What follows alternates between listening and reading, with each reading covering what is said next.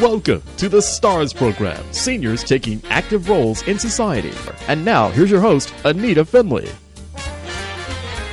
We're so privileged again to have Stephen Lewis, the co-founder of the Energetic Matrix Church of Consciousness, which is very important to all of us who are members of the AIM program, which I am and have been thrilled about. It's very, very interesting, and we love that Stephen takes his time to share all the information with us here in South Florida and it really around the world. But once a month, we try to get him to focus on, and a lot of us down here. So, welcome to our show, Stephen. Well, it's a pleasure, as always, to be on your show with you, Anita. Thank you. And I wondered if you could maybe give us an update on what's going on with the AIM program. There's so much, and let's... Well, let me tell you what I found to be really surprising and unusual. About a week or so ago, I found an imbalance in someone, and it was hereditary. And it was hereditary rickettsia, which means it came from an insect bite. But it wasn't that person's insect because it's hereditary. It's that insect's long gone. But the memories linger on. Now, we know insects carry diseases. That's not shocking. I mean, countless diseases from insects. And many that we don't know are insect-born, but they still are. And so this was one of them. And I found it in someone. So I put the frequency of it and the balancing frequency on the AIM program. And figured, okay, well, let's see. It'll probably take about 3 or 4, maybe 5 days to be gone, even though it is hereditary, and that's what I do. Then I began looking around to see if anyone else had it. I knew. Well, I looked and said, wow, here's somebody very important who has it. Me. All right. Surprising. Good. Meanwhile, when it was on AIM, I was feeling like cramping in my stomach. Okay, whatever that is. And I was having trouble breathing. And then I was having low back pain. And one hip joint, meanwhile, they all came together, and I was feeling really lousy. So it was in me, okay, well, that corresponded to exactly what the components were of this thing. And I looked to see my wife, Eileen. She had it? Yes, she had it. And I looked to see if Roberta had it. Yes, she had it. And then her significant other. Yes, he had it. Eileen's daughter had it. Eileen's mother did not. And, well, then I said, okay, I went and got pictures of about 50 people who were on the program to check and see if they had it. Of the 50, 21 did. So that comes down to 42%. And then as I was just checking further and further, 42% of humanity seems to have this hereditary disease, as in the intestines, in the lungs, and in the lower back and spine and hip joint. And that's amazing. It is, and why do you think that's true? Why do you think that's true? Why? It's that prevalent, that strong, that powerful, that prevalent, and there it is, I mean, at some point, you're asking questions that have to be addressed to a higher source, like God. But it's beyond my job level. But the point is, okay, it's gone. It's going in you. It's not going to be gone tomorrow. Same thing. And in me, and in Eileen, and Roberta, etc. This is an imbalance that affects people. Remember, whatever you have hereditarily, fundamentally, it's your hereditary imbalances, as far as we're concerned, that cause your demise ultimately. As you get older, your hereditary imbalances become stronger and stronger and stronger. If you have hereditary cancer, it's not active cancer when you're born.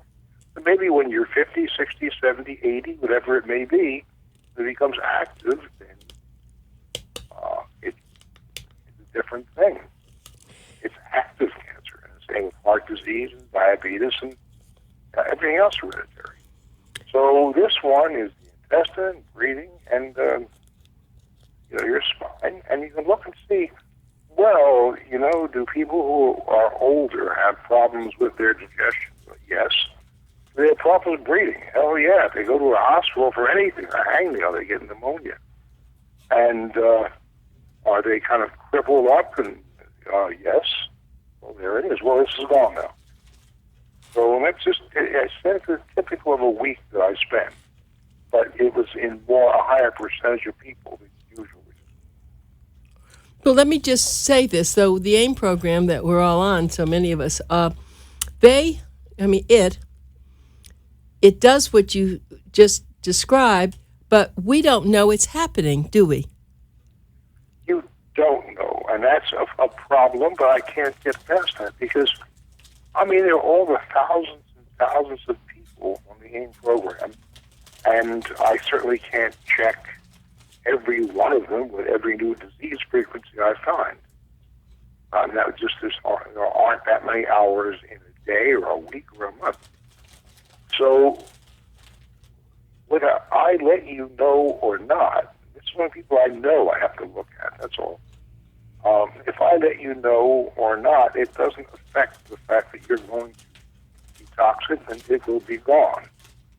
It isn't my telling you that makes things happen. It is you being on the program and being compelled, if you will, compelled to heal it that makes the difference. And that is the difference, and it's a dramatic difference.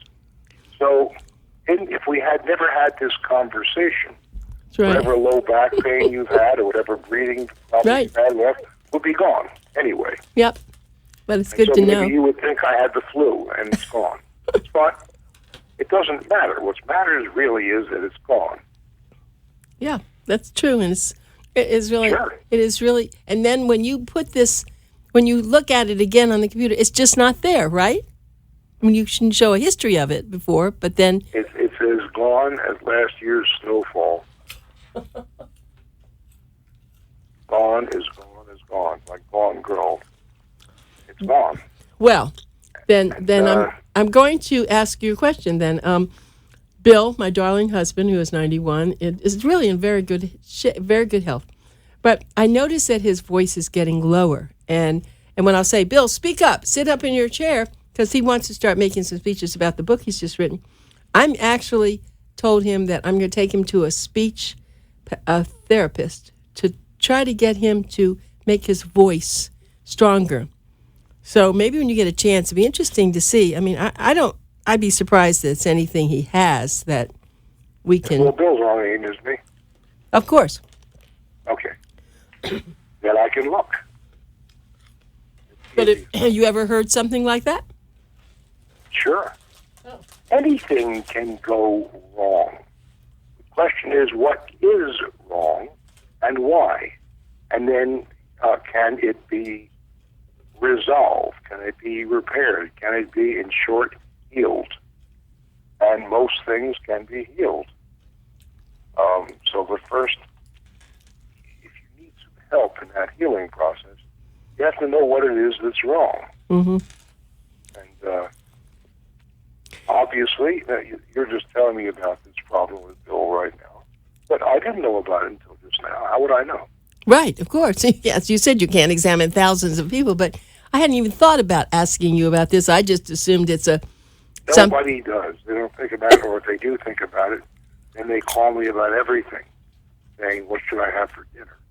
Which, of course, is something I'm not good at. I don't... Whatever you want. That's right. Well, let's go back to before. You've been doing this for so many years. If it were not for a computer, this wouldn't be around, would it? This was a miracle, in a sense, a computer for you. Well, it's a miracle, but then life is a miracle. Where do they begin? Where do they end? Most of the things that I find miraculous about life, others don't, because they're so used to them that they've lost what they call the miraculous quality. But if it was something that hadn't happened before, it just happened now, they would go, oh my God, it's a miracle. Life is extraordinary. And I think, frankly, the rules that govern life, we know almost nothing about. We use what we call science, and science is really, it has its uses, but life is not a scientific process. It is a spiritual process. And within within that spirituality, anything can be created, anything can be healed, anything can be created positively or negatively. If it's negative, it can be healed. And you create your life. You create your life through what you are, through your actions, through your focus. Choice. It's your choice. And after you do so, then there'll be theories about how it happened and why it happened, etc. But the reality is it happened because that's the choice you made. And that is the choice. That's right. In physics, we speak about wave versus particle. Now, everything in the universe is part of a wave. And that wave fundamentally is the core of the holographic process. We are all one big hologram, one big wave. Now, that wave is what life is. It's a wave, but you can't say anything about it. All you can say about the wave is, it is, period. It has no shape, no taste, has no size. It has no time. It has no space. It is. However, within quantum physics laws, when you look at something on that wave, it still is wave-like, but it also becomes particulate. It assumes size, shape, smell, space, time, everything. That is wave versus particle. That's a core of quantum physics.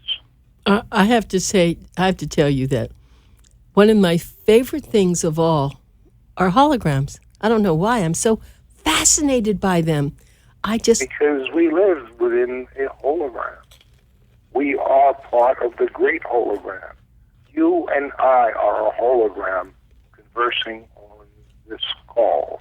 And that hologram is within the hologram of, I don't know, call it Florida and California, which is within the hologram of the United States, within the hologram of the Western Hemisphere, and on until the limits of what we call our universe.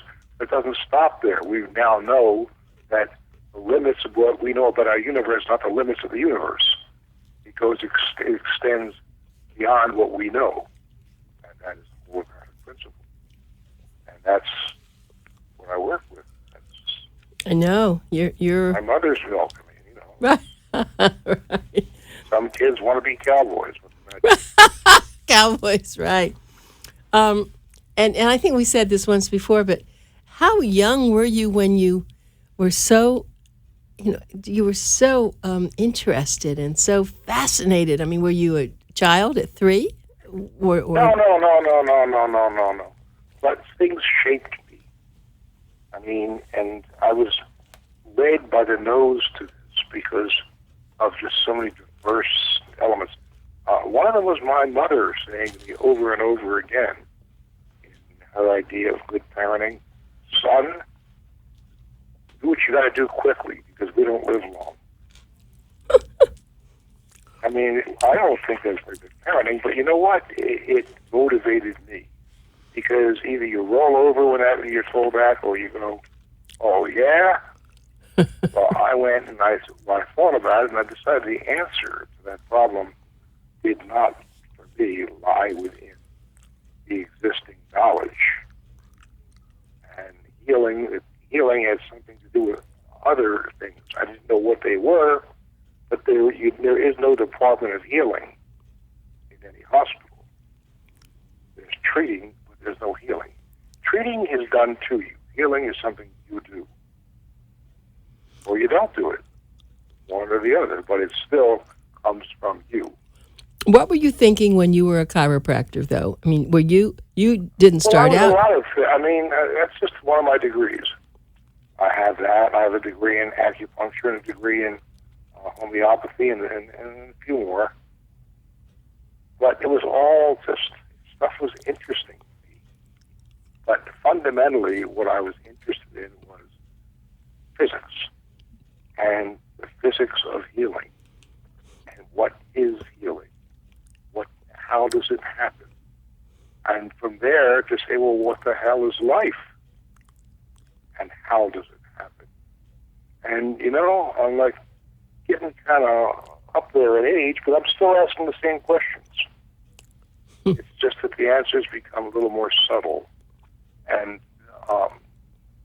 more and more, I understand that science is just man's explanation of what has happened. And it tags along. But it is not what causes life. Science is not the process. The process is spiritual. And by spiritual, I don't mean the Old Testament and the New Testament. I mean by spirituality, I mean the classic definition of spirituality. Spirituality is the degree to which you perceive that you are part of everything and everyone in the universe. That's what spirituality is. Now, when you perceive it and feel it to a great enough extent, you're going to have a lot of churches named after you. True. And rightfully so. Right. It's very sad. That makes any sense. Yeah, it does. It does. It's very sad that people can't understand that. And then it's like what you do to that person, you're really doing to yourself. Well, if they can understand it, then they'll just say the Elise nuts or whatever. That's okay. Yeah, I've been called nuts by a lot of people. Yeah, but you're not. That's okay. Well, but you know better than that. So they just don't understand and whatever they have. I mean, Tesla was called nuts. And, well, everyone called Tesla nuts, of course. He was brilliant. He was a genius. And Rife. And, right. True. And fundamentally,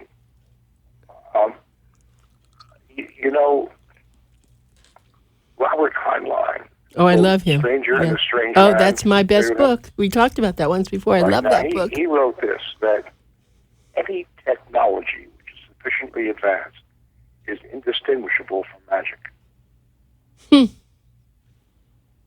And if it's indistinguishable from magic, then anyone who says it, who advocates whatever it is either demented or dishonest.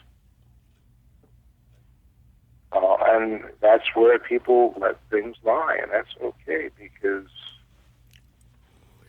I still have my life to live and my work to do, and I don't let it bother me. I don't care. Isn't that funny? Maybe that's why we're so tuned in, because that's really one of my in science fiction, that's my favorite book. I mean, I just couldn't.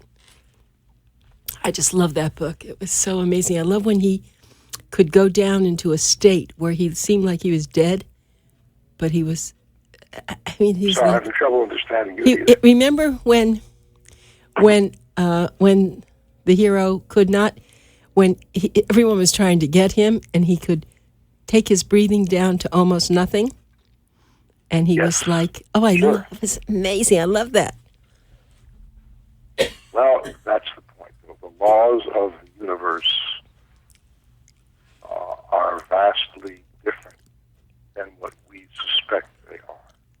And every once in a while, someone touches upon it, and there's usually a pretty dramatic response to it.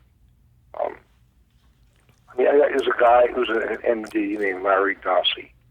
You familiar with Larry's work? Yes. Well, no, I know of the name. I probably read, but I don't remember. All right. Well, I've talked about it. And he wrote a book about the healing power of prayer.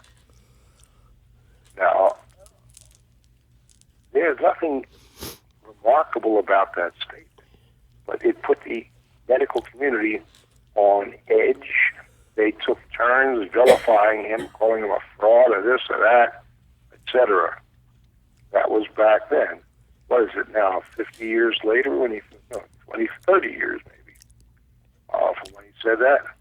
Now they're all climbing over each other, trying to get him to accept honorary positions on the boards of their medical schools. Oh, my goodness. Okay? and there it is. And so you can't worry that much about what people think. Because most people don't really have much capacity to think at all. They do something that's akin to memorizing and then coughing it back out. That is not thinking. It's quite different. Well, I'll tell you what I was thinking, though, with all this, the fantasy that we see in the movies and just like, when you think of 20,000 Leagues Under the Sea, for someone to even be able to construct that, just like Heinlein, it's already there. They're just grabbing onto it. That's how I always feel. Yes, it is. But on the other hand, there is what you create. And you create your life for better and for worse. So, and it is your thinking that creates your life. It is your perception. True. I remember a conversation I had with Wayne Dyer about that. When I was at his house, we were talking, and he said, "Hey, Steve, I have a question. My picture," and I use pictures as a hologram, as your hologram. Anything unique to you contains everything about you. That's fundamental in the holographic principle. Now, that means I can use a lock of your hair, and that's fine. It works fine. Except that I can't tell one hair from another. I'm just not good enough. I can use a drop of your blood, and it's even worse. They all look like little rust spots to me. But if I use a photograph of you, I can go, yeah, that's Anita, and over here is me, and we look really different. At least I can tell the difference, so there it is. He said, Steve, my picture is in the DMV. How come it's not doing anything? So I said, well, Wayne, it's just a picture. What do you want it to do? And he said, I'm confused. I said, it's a tool, Wayne. If you walk into Home Depot and you saw a saw and then a stack of wood, would you say, why is that wood not cutting the stuff? Why is that saw not cutting the wood? Right. I said, they're tools. The difference, the big show is you. It's the power of your intention that makes things happen. When you're making things happen, it's useful to have proper tools, but it's you that make things happen. That's very well said. And so, very well said. There it is. So he got it, huh? Apparently, yeah. He talked about me all over the world for years. I don't know if he still does. I have no idea. Probably. But, that's very true. It's what you do with it. It's right. Yeah, and now I have a lot of friends that are looking for mates, and if you would hear them and you ask them, what are you looking for? It's so materialistic. It is so, well, I want to be younger. I want to be really sexy. None of the qualities that I would look for in someone. Isn't that funny? I missed something you said. Well, I said, I have a lot of friends looking for mates, and most of them are women. Excuse me. They want to be younger and sexier and all that. And they don't talk about the qualities. They talk about whether it's materialistic or sexy or, I don't understand that. I don't know what's in their brain. Well, I do, and so do you, really. I mean, we all care about our appearance to a greater or lesser extent, I mean, come on. But why is that first? Why isn't it want someone who's, whether it's well educated or has charisma or it's very whether it's very friendly or helpful, or why isn't that more important? It is not a question of what's more important or less important. It's a question of what attracts us. If we are attractive, everyone likes us, and they come running to us and go, if you're this attractive, you must be really important. And, I like attractive people. If I take the average housewife or the average or her husband, and there they are in front of me, and then 10 feet away, I put this ravishingly beautiful woman. You have any question where I'm going to look? No, I understand that, but we're not talking about just looking. We're talking about the deepest part of relationships. It's not, that's all very false. I mean, if that person's beautiful and beautiful inside, that's fine. I mean, I was just commenting on what I hear, and it's kind of like that's why they're not finding anyone.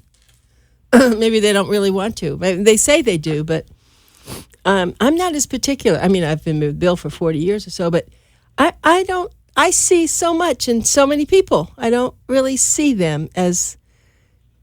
I mean, I look at the fact they're clean and they're they take care of themselves or something like that, but I don't know what that is. Why someone has to be judged by how beautiful they are. That's why we have plastic surgeons. That's why we have all these people spending so much money. I found a woman just recently. She had her whole face done. It was 100 stitches, and now she's 70 and she looks 50. So what about that?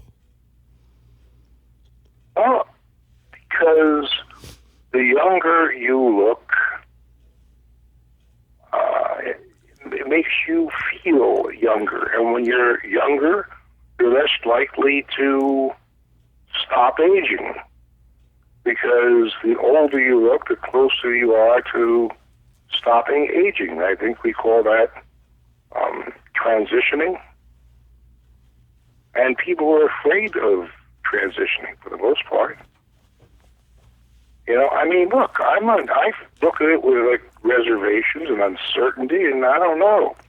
And I believe in reincarnation. Okay. But we wish to hold on to life unless we profoundly give up. Well, unless we really, really, really believe in reincarnation. I don't believe in it to that extent, I don't think.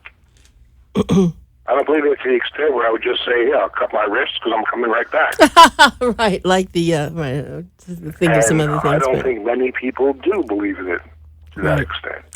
Well, Stephen... If you do, you were brought up with that belief. I believe that I do know. Okay, we've had a great conversation, and I'm being shaken. Their fingers are shaking at me. That's it. You got to cut them off. I said, okay. Stephen, it's been great. I'm cutting you off. I know. Well, Stephen, thank you. This is great.